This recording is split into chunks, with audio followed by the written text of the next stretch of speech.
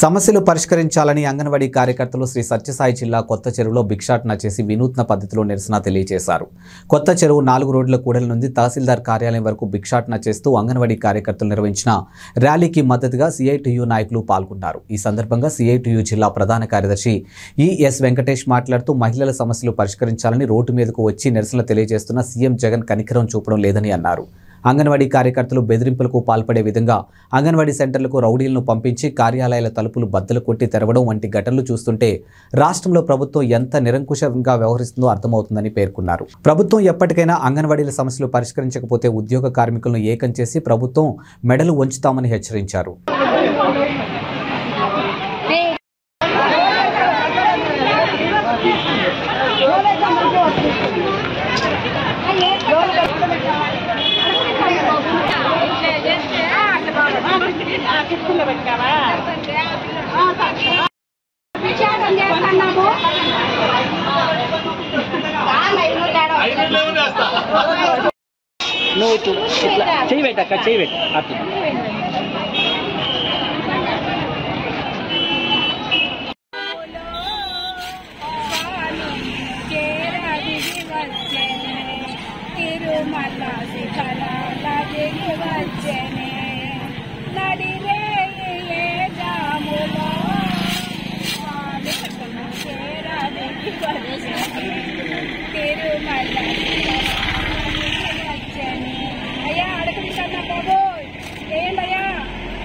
పరిస్థితి వచ్చింది. అంగన్వాడీ టీచర్లకు అడకదినే పరిస్థితి వచ్చింది.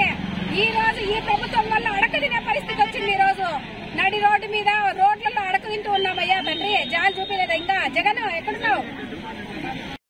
ఈ రోజు భిక్షాటన కార్యక్రమం చేస్తున్నాము. ఈ రోజు 8వ రోజు భిక్షాటన కార్యక్రమం చేస్తున్నాము. కొత్త చెరువులో పుట్టపర్తి మండలము, కొత్త చెరువు, బుక్కపట్నం 3 మండలాలు కలిసి కొత్త చెరువులో భిక్షాటన చేస్తున్నాం. అయ్యా తండ్రి ఇదో అడకు తింటున్నాము.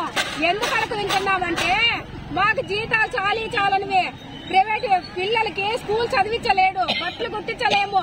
మేము ఇంట్లో ఏంది చేసుకొని తినలేక 11,500తో మా చేతగాక ఇదో అడకు తింటున్నామయ్యా తండ్రి. జగన్ ఎక్కడున్నావు? మాకు జీతాలు పెంచయ్యా. మాదేదో మా కోరికలు నెరవేర్చు. కొంటమ్మ కోరికలు కోరడం లేదు. మా కోరికలు నెరవేర్చు. ఎక్కడున్నావో దిగిరా, రా, వేస్తురా, మాకు జీతం వేస్తురా. 26,000 రూపాయలు పెంచు.